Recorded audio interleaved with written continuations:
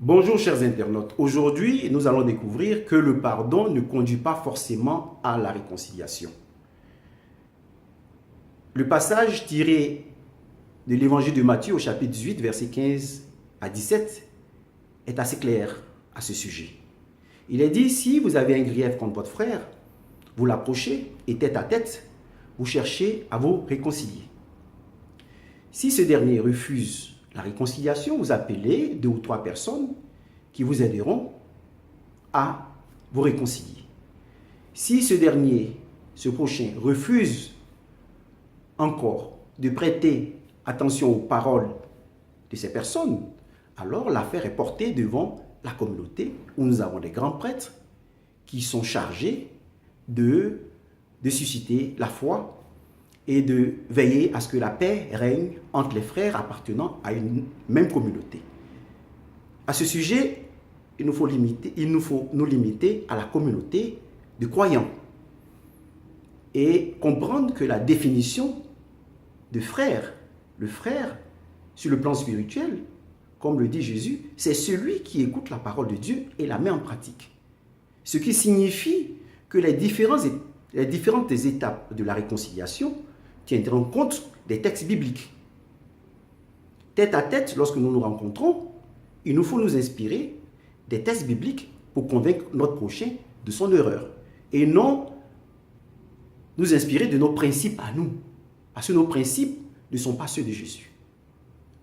Et donc, pour aller à la réconciliation, il ne faut pas dire « moi je n'aime pas ça, moi j'aime ça, moi je ne veux pas ça ». Non, il faut dire « qu'est-ce que l'Écriture nous demande ?» Et tête à tête, nous nous inspirons des Écritures pour nous convaincre de notre erreur. Si à deux, nous ne réussissons pas, nous appelons 2 ou 3 personnes qui connaissent, introduit assez bien dans les Saintes Écritures, et ces personnes vont nous aider à nous convaincre de notre erreur. Parce que nous pouvons penser que l'autre est dans l'erreur alors que c'est nous. Alors, les personnes qui arriveront chercheront à nous convaincre de notre erreur. Si nous ne réussissons pas à arriver à la paix, alors nous portons l'affaire à la communauté parce que les grands prêtres ont étudié les Saintes Écritures, sont inspirés par Dieu pour veiller sur la foi et la paix de leur communauté. Si notre prochain refuse alors de prêter attention aux saintes paroles, aux conseils avisés de ces personnes, l'Église, les Saintes Écritures nous demandent de nous séparer de ce dernier. Pourquoi? Parce qu'il n'a pas la crainte de Dieu comme les païens et les publicains. Alors, il devient un obstacle pour toute la communauté. Ce qu'il nous faut comprendre, c'est que ce sont les Saintes Écritures et l'Esprit de Dieu qui nous aident à arriver à la réconciliation. Et pourquoi ce dernier doit être écarté? Parce que les Saintes Écritures, l'Église dispose de tous les moyens, de tous les discours possibles pour amener quelqu'un à comprendre qu'il est dans l'erreur. D'abord, la loi qui vient de Moïse, les 10 commandements te diront « honore ton père et ta mère », tu ne tueras pas, tu ne voleras pas, tu ne commettras pas d'adultère, ainsi de suite. Tous ces éléments, toutes ces lois sont accessibles à tous. Tous les néophytes peuvent comprendre ces commandements, ces 10 commandements de Dieu. Et lorsque le discours devient plus complexe, lorsque l'affaire est plus complexe, l'affaire qui nous oppose est plus complexe, alors nous avons recours à la doctrine de la grâce et de la vérité.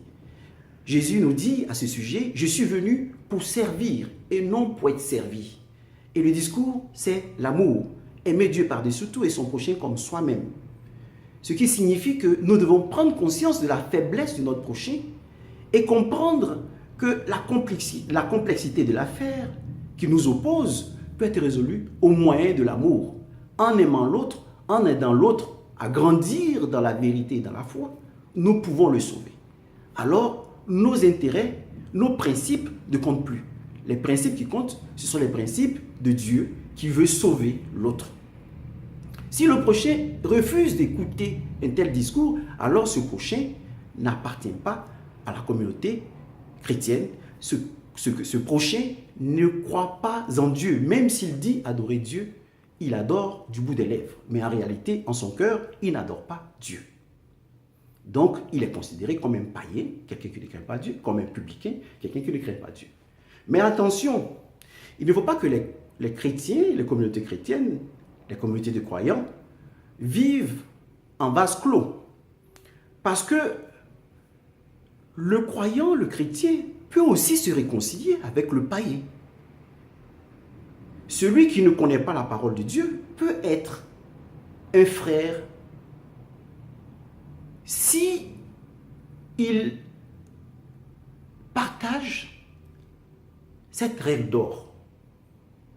Nous pouvons être frères autour de cette règle d'or qui dit ne fais pas aux autres ce que tu ne veux pas que les autres te fassent. Fais plutôt aux autres ce que tu veux que les autres fassent pour toi. Donc notre conscience nous permet de discerner le bien du mal. Et le païen a une conscience. Et cette conscience peut lui permettre de comprendre qu'il faut éviter telle chose et que telle chose peut offenser un être humain. Parce que nous aspirons tous au même bonheur terrestre. Nous aspirons tous à la même joie. Alors, nous pouvons être frères des païens à partir de ce principe. Nous pouvons aussi nous réconcilier avec les païens en comprenant que le bien est bon pour moi et pour l'autre, et le mal est mauvais pour moi et pour l'autre.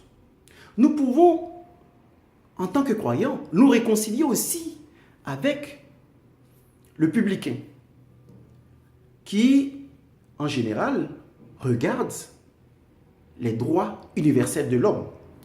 Entendons par publicain les personnes qui gèrent les biens publics, les personnes qui sont chargées d'administrer les peuples. Ces publicains doivent avoir le regard tourné vers les droits universels de l'homme. L'homme a droit à la liberté, a droit à la sûreté, a droit au bonheur. Les droits universels de l'homme sont connus. Alors nous pouvons, le croyant peut aussi se mettre d'accord avec l'homme politique qui est tourné vers les droits universels de l'homme. Et à quel moment nous ne pouvons nous réconcilier ni avec le croyant, ni avec le frère chrétien, ni avec le païen, ni avec le publicain? Cela est possible. Nous ne pouvons pas arriver à la réconciliation si le prochain ne partage pas toutes ces richesses communes aux croyants, aux hommes.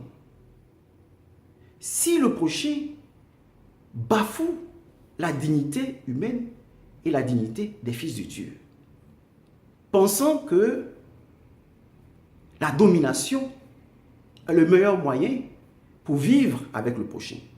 C'est à ce sujet que le Seigneur nous dit, ne faites pas comme les hommes du monde, les puissants de ce monde, qui aiment dominer au lieu de servir.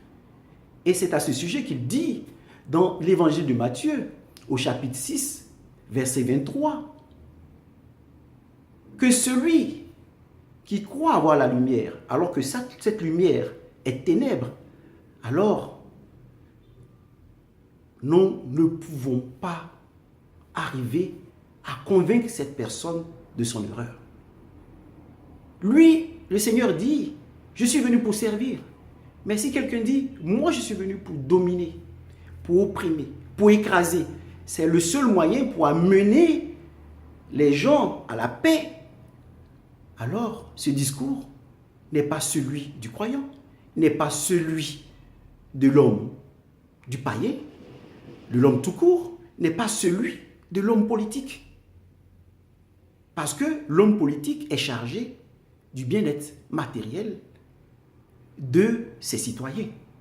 Celui qui pense que dominer, écraser, opprimer est le moyen pour arriver à la paix, cette paix ne sera pas fondée sur du roc. Cette paix s'appelle la pacification. Ce n'est pas une paix fondée sur le roc qui peut procurer le bonheur matériel et spirituel au prochain. Voilà dans les différents cas de figure qui nous amènent à comprendre que le pardon ne conduit pas forcément à la réconciliation. Merci et au prochain cours.